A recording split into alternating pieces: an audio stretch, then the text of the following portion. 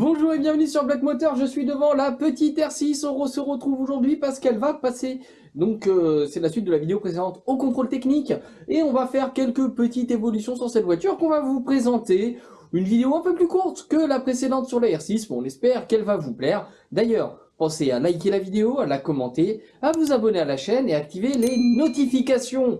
Nous, on va se retrouver ici à travers la vidéo et aussi pour la conclusion pour 2-3 précisions, points de détail, puisqu'au moment que je vous tourne cette introduction, on est déjà pas mal avancé quoi. Allez, et ben vous savez quoi? On passe à la suite. Enfin, avant qu'elle passe au contrôle technique, on a commencé à faire par le dossier FFVE les photos. Donc, dossier FFVE, contrôle technique, petit point après ensemble sur le résultat du contrôle technique, le dossier FFVE et ensuite la suite des évolutions. Alors pour le dossier FFVE, il va falloir qu'on fasse des photos, donc on va commencer par prendre la photo du journal. Alors, on va pas se mettre en zoom max, il faut qu'on voie la date du journal de l'édition, c'est fait.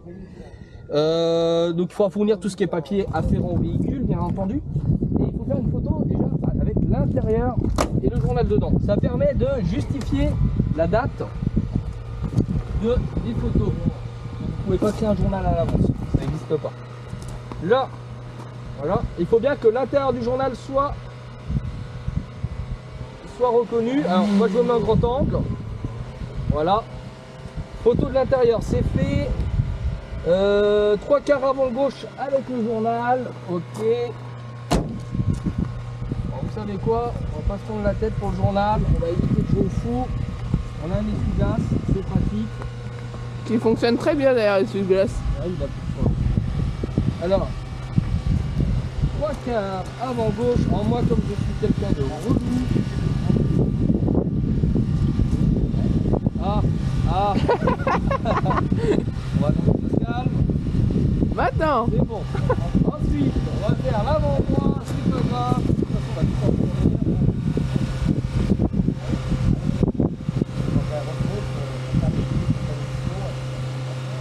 Voilà. Ensuite, on va faire la même chose avec l'arrière. C'est obligatoire pour le dossier. Ouais. Il n'y a aucun intérêt. Par contre, il ne faudra pas que ça bouge, ce serait pas mal. Ce serait pas mal, ouais, mais là ça va être compliqué. Comment on peut faire? J'ai une idée.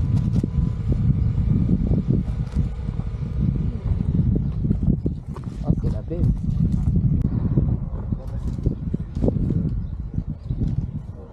Ouais, mais calme le journal. Ouais, mais là on s'en fout, j'ai besoin de faire des photos.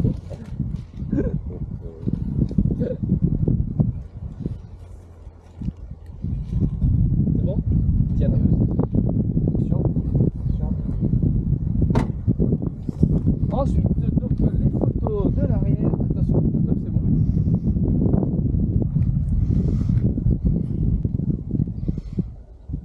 Il n'y a pas besoin d'être sur les photos, hein. Je peux t'écarter sur ceux qui me photo avec.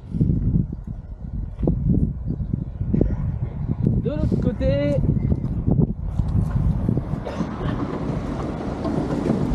est-ce qu'il y a le numéro de série frappé sur la voiture? Le numéro de série, il est où là-dessus? Bon. Il demande une photo du numéro de moteur, on l'a pas ça? Tu as tout là, les plaques déjà. Ok. Les plaques là. Et attends, je retrouve le numéro de série. Je sais qu'il est bien gravé en plus. Là, c'est le numéro de couleur. Ok.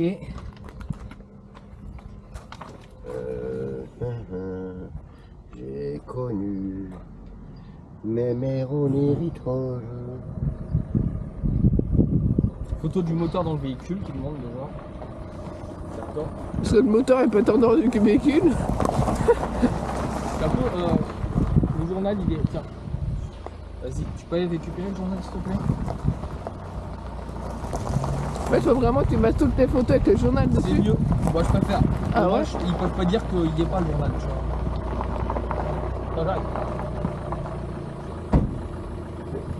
Comme ça, tu sais, il n'y a pas d'excuse à 2 balles, il n'y avait pas le journal, on vous refuse le dossier, tu vois ce que je veux dire? Ouais, juste comme ça. Ouais, tu peux. Ouais. Il n'y a pas d'histoire à déballer, tu vois. Voilà, c'est bon. Le numéro de série du moteur il est là, c'est les plaques qu'il y a là, non? Je l'ai là, le numéro de série, moi. Je vois pas de numéro de moteur. Hein. Non. Fais attention toi, Loulou, parce que quand il y a du vent, là, le capot il revient d'un seul coup. Là. En dessous de la bobine.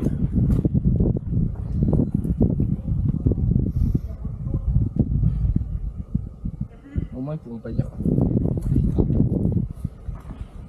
Voilà, ça continue. Donc, on a toutes les photos nécessaires. On fournit tout sur le site de la FFVE et on aura l'attestation. Et c'est parti pour le contrôle technique.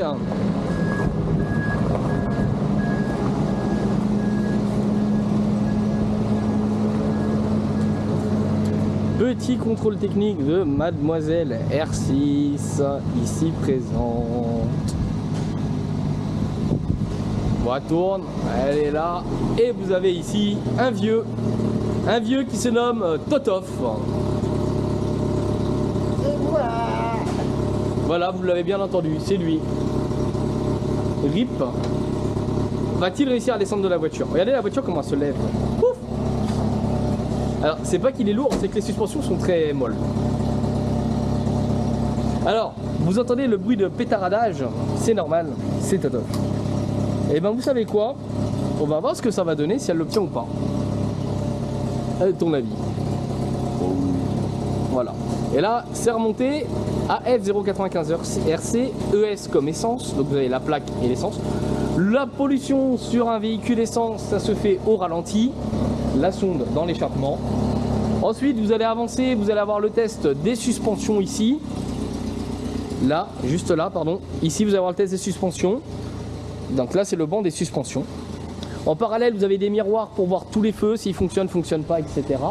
Les feux avant, vous voyez, comme là.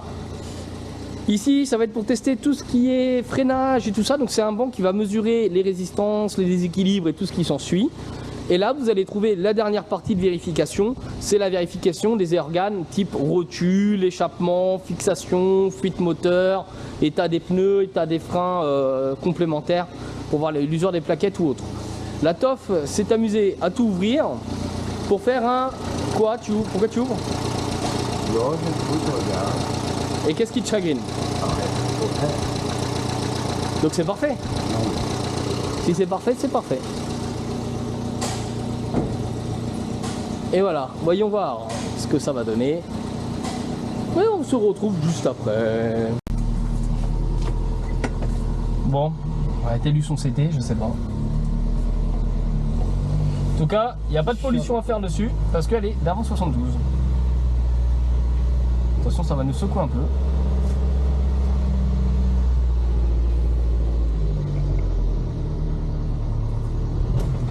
Ouf.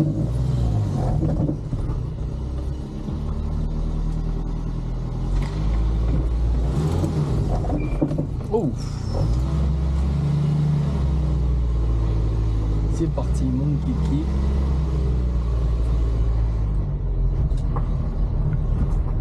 Bah, tu te mets devant les portes. De toute façon, celle qu'on rentre en premier ou la. Ouf. Hein? Les deux ont besoin de travaux. Donc, à la limite, autant mettre la R6 plus proche du pont. C'était quoi ça va faire rendre 306? Ouais. Échappement, distrib, vidange. Elle serait peut-être elle en premier alors. Ok, bon bah tu la mets devant, prête à rentrer, et puis on rentre la R6 306 en premier. Bah voilà, bon bah elle a eu sa visite, on va voir si elle l'a obtenue. Réponse juste après ce rush là. Et Expert Véranda, nos partenaires. Le contrôle technique s'est bien passé, à part quelques points de rouille de noter. Des essuie-glaces à changer, mais il a validé le contrôle technique, donc on est plutôt optimiste pour la suite des événements. Et on a fait le dossier FFVE. Alors le dossier, il est parti. Problème d'erreur dans le formulaire au bout de 5 semaines. Et ils nous ont signifié que le nom n'était pas correspondant à 100% aux feuilles de session MDR. Juste pour un formulaire qui pouvait corriger, on a dû recommencer auprès de la FFVE le dossier. 5 semaines d'attente. Dossier reçu. Mise en place de la NTS. 3 mois d'attente. Voilà. Je vous laisse imaginer, on a circulé avec la bagnole avec une carte grise de retard. Alors, la personne qui nous a donné la voiture, Magali, a rejoint l'assaut entre-temps. Donc en soi, c'était pas dramatique. Mais je remercie pas les services de l'État ni la FFVE parce que 5 semaines de perdu d'un dossier, 3 mois de l'autre, d'un côté et 3 mois de l'autre, c'est pas ouf. Et ben maintenant, on va retourner, nous, à la suite des événements, les 2-3 petites évolutions faites sur cette petite mémère. Et puis, bah, on va passer à la conclusion de la vidéo. Petite vidéo assez courte, comme dit avant, mais voilà. Bon, la R6 a un petit défaut ici, on va réparer ça, parce qu'on a fait l'acquisition de 2 pièces neuves. Bah, vous savez quoi, c'est parti, timelapse. Donc, désormais, on était en train de changer les joues de phare, qui sont donc abîmées, pour les remplacer par des joues de phare en bien meilleur état, bien plus sympa, au niveau du chrome.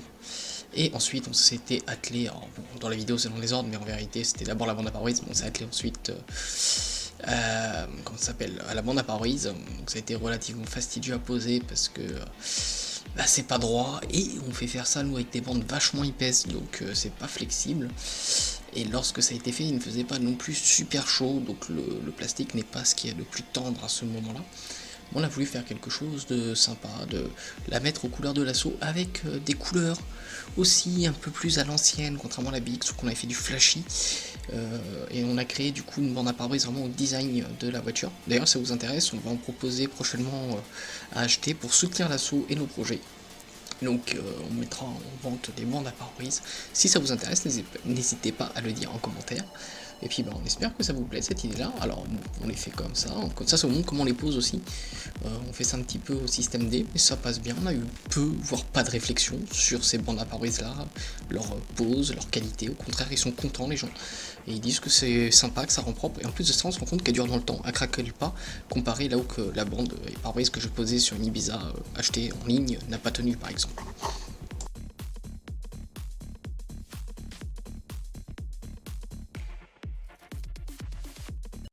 Et donc voilà, c'est changé, c'est propre, c'est bien mieux. On continue la suite. Et voilà pour cette vidéo relativement courte, mais bien intéressante sur la R6, on a appris.